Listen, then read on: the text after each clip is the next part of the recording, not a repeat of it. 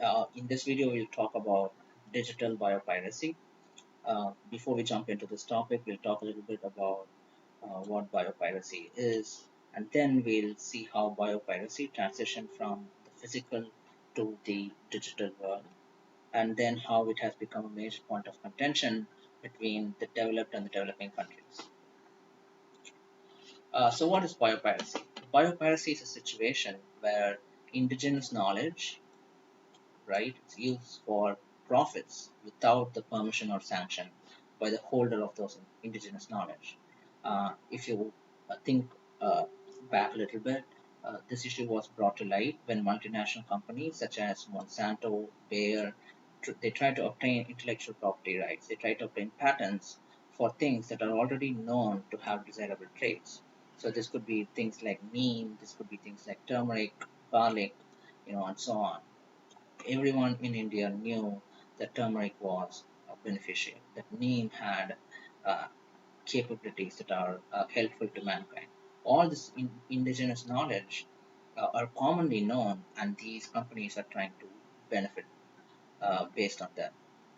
In one example, Monsanto obtained a patent for natural tomatoes that contained natural resistance to a fungal disease called botrytis. What they did was they took a naturally occurring trait and they obtained a patent for it.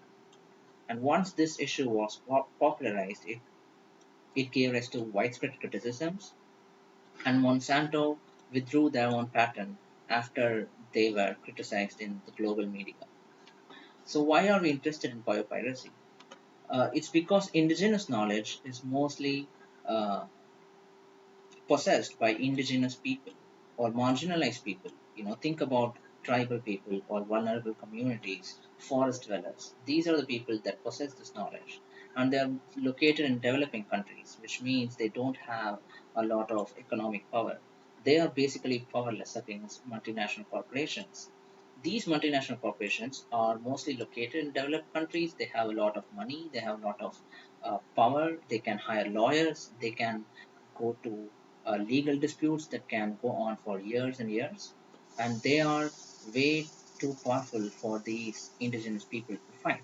So, this issue has become a point of contention between developed and developing countries. So, what did they do? What did everyone come to agree? In 2005, all the parties to the Convention on Biological Diversity agreed to the Nagoya Protocol. This Nagoya Protocol agrees that the benefits of a genetic resource should go to all stakeholders, especially the more vulnerable population.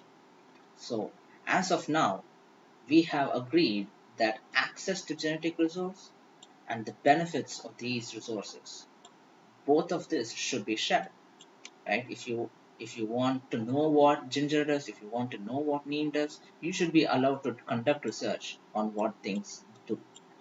Once you do that, you should share the benefit that arises out of exploiting that resource.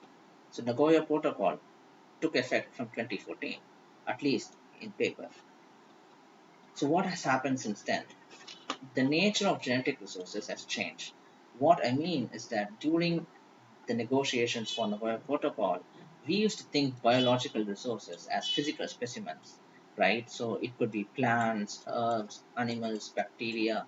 These were all the things that we thought were biological resources.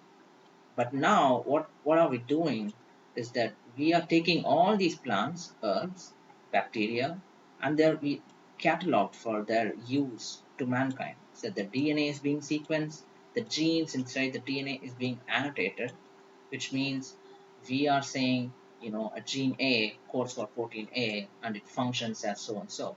So this is called as annotation. And we are doing that to all the DNA that are being sequenced for all the plants, animals, and bacteria. This information, so this sequence information is being stored digitally and shared freely. And if you look at the technology that has helped us to do this, it is becoming cheaper and more efficient to sequence huge quantities of DNA. In the first generation of DNA sequencing, we used to do small fragments, and it used to take years and years to piece all that evidence and to gain some insight as to what is happening inside the DNA. But now we are in the third generation, and we can sequence DNA in real time, right? You can actually see what the DNA has in in in real time, which means as that reaction is proceeding, you will know what sequence it has, whether it's ATGC, ACTG, so on. And you can do tens of kilobases of fragments, which means a kilobasis is a unit of the length of the DNA. So if you compare that to 500 base pair, and there is tens of kilo base pairs, so that's 1,000 order magnitudes bigger than the first generation. And you can understand how the technology has enabled us to sequence everything that we know and catalog them and store them into the digital world. So this information contains information on specific genes. They could be plant-based products that can be made with that sequence. Any DNA sequence can be inserted inside a bacteria, and we can ask that bacteria to produce whatever we want. And all of this can be done anywhere in the world. Once you have the information of a specific gene, you can take that information and recreate those DNA anywhere in the world without any consent of the person who provided that specific information. Okay, and that specific product can be marketed as herbicides, antibiotics, or a GM food crop, anything that any company wants. So this is a major issue.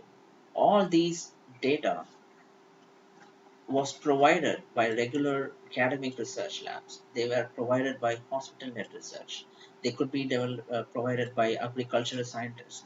All of these people who provide that DNA sequence did not do that because they were expecting some benefits to be shared. They did that because it was in the wider interest of humanity.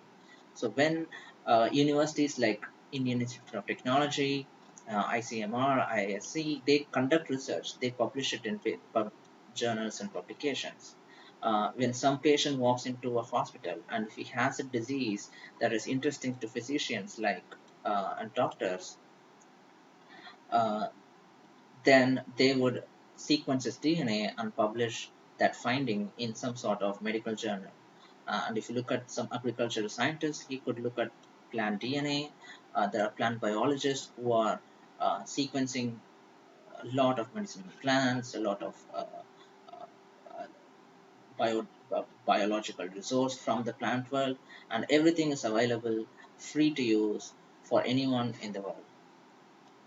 So now we know that the data of biological resources has jumped from the physical world into the digital world. So because it has gone digital, anyone in the world can access it at any time. Something that is being found to be located in Africa, right?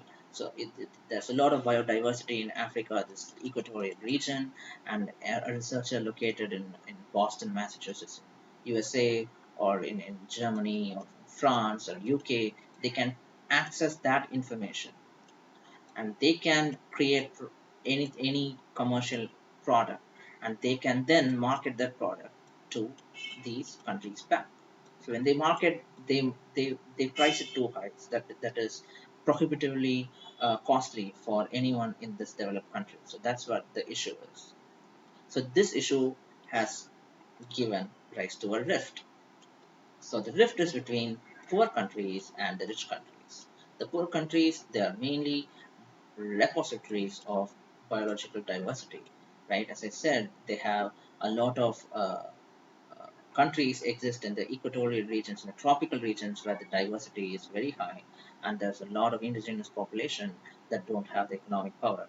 The rich countries have a lot of money, and they have a lot of scientists and the know-how, and they know how to use that diversity to create products, to create some sort of drug or GM food crop, or so on. So this is the rift that is going on in the conference of parties of the conference of convention on biological diversity. And if you look at the conference in 2016, it was held in Cancun, Mexico. This is where they first decided to discuss about how to make use of digital sequence information. This digital sequence information is a key word uh, where developed countries such as EU, Australia, Canada, and so on, they argue that this DSI should remain open and free. So if it is open and free, right? So companies could just access the digital information and bypass the whole of CBD and the Nagoya Protocol on access and benefit sharing. So earlier, if you remember, the Nagoya Protocol agreed to share the benefits, but now because the information has gone digital, anybody can access it, and because it is digital, we don't know where it originated from. We don't know who gave the sample, and these companies can just create products out of those information, and they don't have to share anything back in return as of now. But the developing countries, they want more accountability. They want to know how benefits will be shared. What they actually want is the digital information should be coming under the ambit of Article 10 of the Nagoya Protocol. So what is Article 10 of the Nagoya Protocol? The Article 10 says that benefits shared by the users should go back to conservation of the biological diversity and the sustainable use of its components globally. This is the main principle behind Nagoya Protocol. But in practice, that is not what happens. Right as of now, information that originates in a country's plants, animals, microbes, fungi, they are being exploited through the internet without any benefit flowing back to host nations. Even though we signed the Nagoya Protocol, even though we agreed to share the benefits, no actual benefits is going back to communities of the developing countries because that genetic information was useful to some company in the uh, rich nations.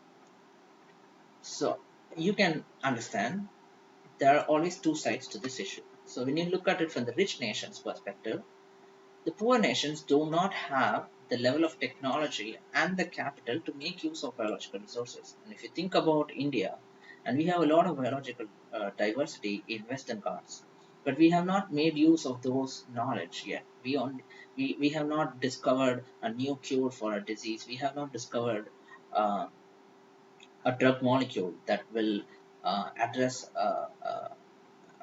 a disease. All we do is we just take that, uh, we use medicine systems like Ayurveda, where we just take the medicine and we try to create some sort of a concoction or some sort of remedy, and we kind of pray that something will happen to us. We do not have sophisticated technologies to create a biological product and market it as form of a drug or some sort of agricultural species or a GM food crop or so on. Then what the rich nations say is that if you give open access to scientific data, then it will lead to innovation. You can see how that is a good argument. Only if information is open, then new innovations will happen. And if digital sequences are open, then you will definitely have new innovations. And if you can think about the example of coronavirus vaccine. The coronavirus was sequenced in China, and the sequence was shared all over the world, and then everybody got to work, and then Oxford University from the UK, Pfizer from the US, Moderna from the US, all these companies and the universities got together and they created a vaccine. And these innovations are necessary for the society. If you want solutions, you need to be able to freely share information. And this innovation are necessary. They could be GM crops that have desirable traits, they could be drugs which are for cancers, and they could be new microorganisms with applications. But what is the problem? The poor countries, they say that technology transfer needs to happen so that they can build capacity. And as of now, Indian researchers do not have access to a lot of scientific journals. They are way too costly to be accessed by Indian scientists. And once a product is created, those innovations will be locked by commercialization. So they will be under some sort of a uh, huge price, or they could be locked by patents, uh, IPR, and they will be kept away from developing countries. And we still haven't discussed a lot about income inequality and inclusive development before we go on to give access to every major multinational companies. Because as of now, they're exploiting the vulnerable countries and the vulnerable sections of the populations. They don't stand to gain any benefit from any medicinal product. So only the shareholders benefit. So this needs to be stopped, and this is why there are further negotiations going on. So as of now, there is a post 2020 global biodiversity framework being discussed, being negotiated by the UN biodiversity conferences in COP14, which was held in Sharm el Sheikh, Egypt. Uh, they could not agree on a way to include digital sequence information on how to use them inside this biodiversity framework. And we still have not had the next COP15 supposed to be in Kunming, China, and we did not have this scheduled conference. It has been postponed due to the coronavirus pandemic. It will happen in the second half of 2021. So as of now, we do not have an agreement on how to use digital information and how it relates to use of biodiversity. So that's the background on biopiracy and the digital biopiracy and how it relates to digital biological resources.